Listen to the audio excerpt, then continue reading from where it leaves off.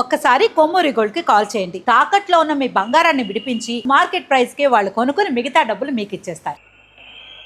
ఆదేశాన్ని జారీ చేశారు. అందాలను సృష్టించడంపై ఆదేశాలు ఇచ్చారు తమిళనాడు గౌరవనీయ ముఖ్యమంత్రి వారు.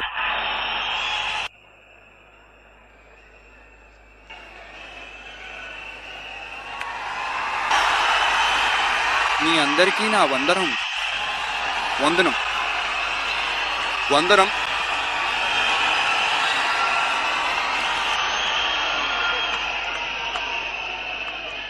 ఏం చెప్పాలో ఎలా ప్రారంభించాలో తెలియడం లేక సినిమాలో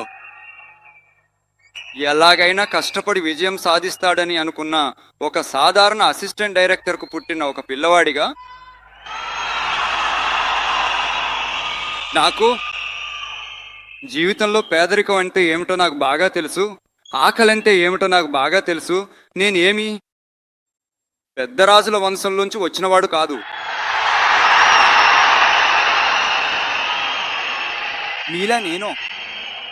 మీలా మీ కుటుంబంలో ఒకరిలా, మీ పిల్లవాడిలా, మీ కొడుకులా, మీ అన్నయ్యలాగా, మీ తమ్ముడిలా నేను అలానే నేను అనుభవిస్తున్నాను.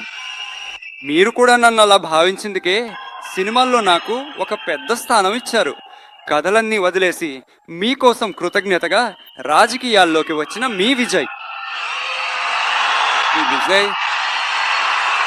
విజయ్ నువ్వు రా, మేమున్నాం, చూసుకుంటాం.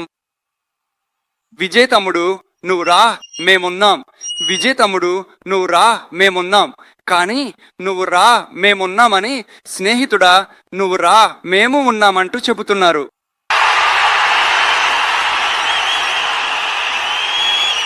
అంత ప్రేమగా, అంత బంధమా? ఏమర్థం చేసుకున్నావు? ఈ సమయంలో ఇదే చెప్పాలి.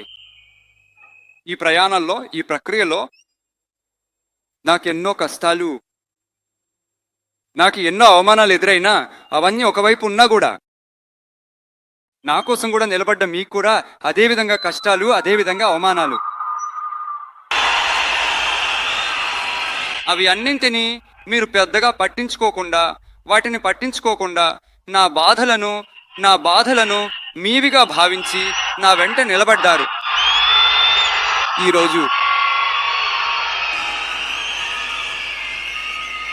సి జోసెఫిజియన్ కూడా దేనో తీసుకొచ్చారు. మీరు నిజం చేశారు. నిజంగా నాకేమి చెప్పాలో నాకు తెలియడం లేదు. నా బంధువులారా, నా సొంత వాళ్ళారా, నేను ఏదైనా దేవదూతను కాదు. నేను ఒక సాధారణమైన మనిషిని, సహజంగా జీవించే ఒక సాధారణ మనిషిని. నేను ముందే చెప్పినట్టు ఇది చేస్తాను, అది చేస్తాను అని అబద్ధపు హామీలు ఇచ్చేవాళ్లను నేను మోసం చెయ్యను. ఏది సాధ్యమో అది మాత్రమే నేను చేస్తాను. వెంటనే మీ మనసులో ఒక ప్రశ్న రావచ్చు, మరి సాధ్యం కానిది చెయ్యలేరా అనే ప్రశ్న రావచ్చు. ఇన్ని కోట్ల మంది నా వెంట ఉన్నప్పుడు ఏది వచ్చినా ఎదుర్కొనొచ్చు, ఏది జరిగినా చూసుకోవచ్చు. అలాంటి ఆత్మవిశ్వాసం నా మనసులో ఉంది. మరో విషయం కూడా నేను ఇక్కడ చెప్పాలి. ఈరోజు మన తమిళనాడు ప్రభుత్వ పరిస్థితి గురించి నేను మీకు చెప్పాలి. దాదాపు 10 లక్షల కోట్లకు పైగా అప్పు తీసుకుని పెట్టారు. ఈరోజు ఆ తమిళనాడు ప్రభుత్వం ఉన్నప్పుడు ఖజానాను పూర్తిగా ఖాళీ చేసి వదిలేశారు. భరించలేని భారాన్ని మోసుకుంటూ పోయారు.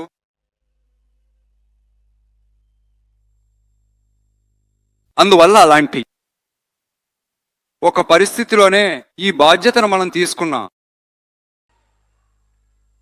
వెంటనే మీరు అనుకోవచ్చు, ఏమిట్రా ఇతనేదో మాయ చేసి మాట్లాడుతున్నాడా? అలా ఏమీ లేదు. లోపలికెళ్ళి చూసినప్పుడే తెలుస్తుంది ఏది ఏ పరిస్థితిలో ఉందో, ఏముంది ఏమి లేదు, ఏది ఏ పరిస్థితిలో ఉంది, ఏది ఏ పరిస్థితిలో లేదు. అందుకే ఇవన్నీ చూసి మీకు ఒక స్పష్టమైన నివేదిక ఇవ్వాలని నేను అనుకుంటున్నాను. ఒక పారదర్శకమైన ప్రభుత్వంగా, అంటే ఈరోజు మన తమిళనాడు ప్రభుత్వం ఈ పరిస్థితిలోనే ఉంది అని మీకు చెప్పి నేను దాన్ని అక్కడి నుంచి ముందుకు తీసుకెళ్లాలని మాత్రమే కోరుకుంటున్నాను. అదే నేను మొదట చెయ్యాలని అనుకుంటున్నాను. తమిళనాడుకు వస్తే ఎవరినైనా వెళ్ళి ఏదైనా కలవాలంటే ఈ ముఖాన్ని మూసుకుని వెళ్ళి కలడా? ఈ రహస్యంగా మీకు తెలియకుండా వెళ్ళి కలవడం లాంటివి నేను చెయ్యను. ఏదైనా జరిగినా నేను ఎప్పుడూ బహిరంగంగానే దాచిపెట్టకుండా చేస్తాను. ఇంత పెద్ద బాధ్యతను నా చేతిలో పెట్టారు. అదే సమయంలో నాకు కొంత సమయం కూడా ఇవ్వాలని నేను అభ్యర్థిస్తున్నాను. నేను చెప్పిన ప్రతీది దశల వారీగా పూర్తి చేయడానికి ప్రయత్నిస్తాను. పూర్తి చేస్తాను కూడా. అదే సమయంలో మీరు నాకు కొంత సమయం ఇస్తే అది నాకు కొంత సహాయంగా ఉంటుంది, సహకారంగా కూడా ఉంటుంది. ఇది మీ పాలన. మహిళల భద్రతను చాలా కఠినంగా ఉంచుతాను. మత్తు పదార్థాల సంస్కృతిని నియంత్రించడానికి మనం ఏ చర్యలు తీసుకున్నాం, ఇంకా ఏ ప్రయత్నాలు చేయాలి, ఇవన్నీ ఇప్పటి నుంచే తీసుకుంటాను. మన పిల్లలను దాని నుండి కాపాడటం మన ప్రభుత్వ బాధ్యత. అదేవిధంగా చట్టం మరియు శాంతి భద్రతను అందరికీ నిర్ధారిస్తాను. నన్ను అవమానపరిచినా సరే, నన్ను ఇబ్బంది పెట్టినా సరే, పురుషులు కూడా నా ప్రజలే కదా. స్నేహితులైన శత్రువులైన 8 కోట్ల మంది ప్రజలందరూ నా ప్రజలే కదా. అలాగే ఈ ప్రాథమిక విషయాలు అంటే విద్య, రేషన్, వైద్యం, తాగునీరు, రోడ్డు సౌకర్యం, బస్ సౌకర్యం, ఇలాంటి విషయాల్లోనే నా పూర్తి ప్రాధాన్యత ఇవ్వాలని నాకు అనిపిస్తుంది. నేను ముందే చెప్పినట్టు ప్రజల డబ్బు నుండి ఒక్క పైసా కూడా తాకను. నాకు అది అవసరం కూడా లేదు. అది మీకు బాగా తెలుసు. ఈ విషయంలో తప్పు చెయ్యడు, తప్పు చెయ్యనివాడు కూడా. అది ఎవరైనా సరే, నా ప్రభుత్వంలో నా వెంట ఉన్న వాళ్ళైనా సరే వదిలిపెట్టను. ఊహించండి, ఎవరికైనా అలాంటి ఆలోచన మనసులో ఉంటే మనము గెలిచేసాం, ఒక ఆట ఆడి చూద్దామనే ఆలోచన ఎవరికైనా ఉంటే ఇప్పుడే ఈ క్షణంలోనే దాన్ని అరికట్టేశాను. ఇక్కడ ఒకే సెంటర్ ఉంది, నా నాయకత్వంలో ఏర్పడిన సెంటర్. ఈ వైపు ఒక సెంటరు, ఆ వైపు ఒక పవర్ సెంటరు, అక్కడ ఒక పవర్ సెంటరు, అలాంటివేమీ లేవు. ఇప్పుడే చెప్పేస్తున్నాను. మహిళలు, యువత, రైతులు, ప్రభుత్వ ఉద్యోగులు, ఉపాధ్యాయులు, కష్టపడే ప్రజలు, మత్స్యకారులు అందరూ మన టీవీకి ప్రభుత్వంలో బాగుంటాం, బాగుంటాం, బాగుంటాం. పుట్టుకకు ప్రతి జీవికి అదే మనది రాజీపడని ప్రాథమిక సిద్ధాంతం. అల్పసంఖ్యాక సోదరులారా, మీకోసం మన టీవీకి ప్రభుత్వం కూడా తోడుగా నిలుస్తుంది. మీకిందులో ఎలాంటి సందేహం అవసరం లేదు. హిందూ, ముస్లిం, క్రైస్తవులందరికీ ప్రతినిధిగా ఉన్న ముఖమే ఈ విజయ్ ముఖం. ఇందులో మీరు ఒక 100% నమ్మవచ్చు. ఇలాంటి వాతావరణాన్ని సృష్టించిన తమిళనాడు ప్రజలందరికీ, మీ అందరికీ ఈ సమయంలో నా కృతజ్ఞతలు తెలియజేస్తున్నాను. ఇంకొంతమందికి ముఖ్యంగా నేను కృతజ్ఞతలు చెప్పాలి. అవి విజయ్ మామయ్య గారి చిన్న స్నేహితులు.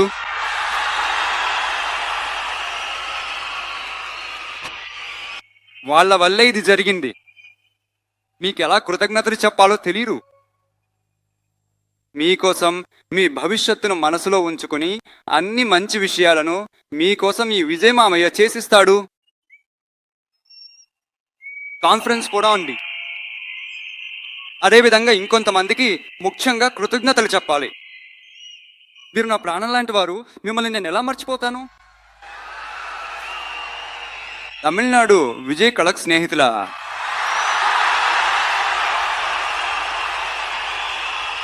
నిజంగా చెప్పాలంటే మీరు లేకపోతే ఏది ఉండదు. నా కళక్ స్నేహితులకు, కళక్ నిర్వాహకులకు, పోలింగ్ బూత్ ఏజెంట్లకు, నా ప్రియమైన వర్చువల్ వారియర్స్, మీ అందరికీ కోట్లాది ధన్యవాదాలు. అందరం కలిసి ఒక కొత్త పాలన, ఒక ఫ్రెష్ గవర్నెన్స్ తీసుకురావాలి. ఇదొక ప్రారంభం మాత్రమే.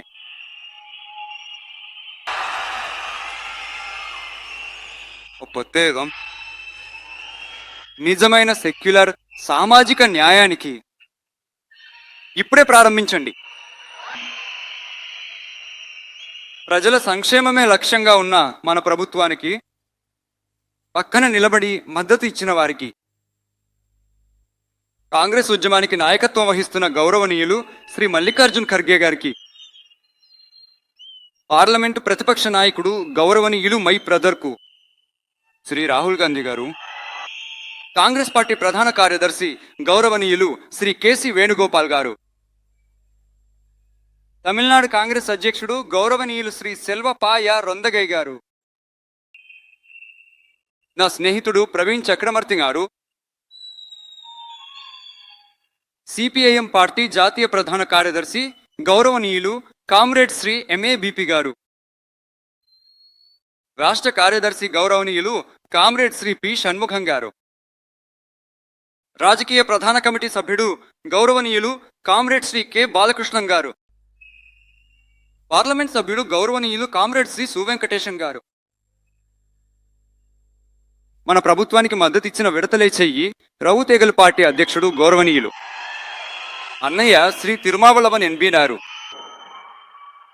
పార్లమెంట్ సభ్యుడు గౌరవనీయులు శ్రీ రవికుమార్ గారు, శాసనసభ కమిటీ చైర్మన్ గౌరవనీయులు శ్రీ వన్ని అరసు గారు, సిపిఐ పార్టీ జాతీయ ప్రధాన కార్యదర్శి గౌరవనీయులు కామ్రేడ్ శ్రీ డి రాజా గారు, రాష్ట్ర కార్యదర్శి గౌరవనీయులు కామ్రేడ్ శ్రీ ఎం వీరపాండియన్ గారు, మాజీ తమిళనాడు రాష్ట్ర కార్యదర్శి గౌరవనీయులు కామ్రేడ్ శ్రీ ఆర్ ముత్తరసన్ గారు,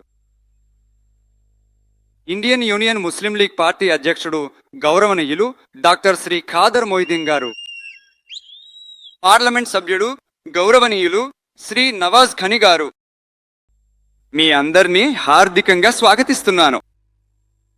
ప్రధానంగా ఇలాంటి సమయంలో నా కోసం మీరు గొంతు కలిపినందుకు, నాకు మద్దతుగా నిలబడ్డందుకు ఈ సమయంలో మీ అందరికీ నా కృతజ్ఞతలు తెలియజేస్తున్నాను. ఆత్మవిశ్వాసంగా ఉండండి, మంచిదే జరుగుతుంది, విజయం ఖచ్చితంగా వస్తుంది. మళ్ళీ కలిసే వరకు కాదు మళ్ళీ కలుద్దాం. ధన్యవాదాలు, నమస్కారం.